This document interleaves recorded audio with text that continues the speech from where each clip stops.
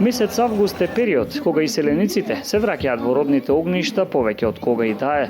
Таков е случајот и во Делчевското селоград, каде се кевајки се на времињата од пред 30 и повеќе години, во деновите по Илинден, група на иселеници ги собираат селаните на сред село и заедно го оживуваат минатото.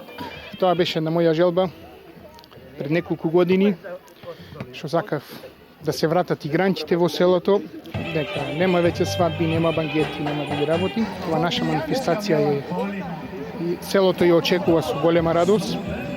Не чекаат и младите и старите. Тоа е една шанса да се сретнеме сите тука, да се поздравиме и да се видиме. Децата да се радуваат, да ги привлекуваат. Овде има уште дедовци и баби, значи целта е тоа, да дојдат овде, да се сретнеме, да си направиме едно здраво живо. Они значи това да се ние наводят овде и добро е. Ги прашавме градските гастарбајтери колку било тешко во тоа време да се напушти се и да се оди на печалба. Сите отидоа во странство, значи прва работа што овде младиот народ, младите не наоѓаат некоја перспектива. Иако имат завршено и средна и виша школа, меѓутоа нема некоја перспектива за нив и тие сите одат во странство. Но ги прашавме и дали по завршувањето на работниот век ќе се вратат назад и преку младите ќе ги обноват повторно традициите кои тие ги паметат. Здраве Боже, си имам свој дом, си изградив куќа, тука со фамилијата. Ето идеме секоја година.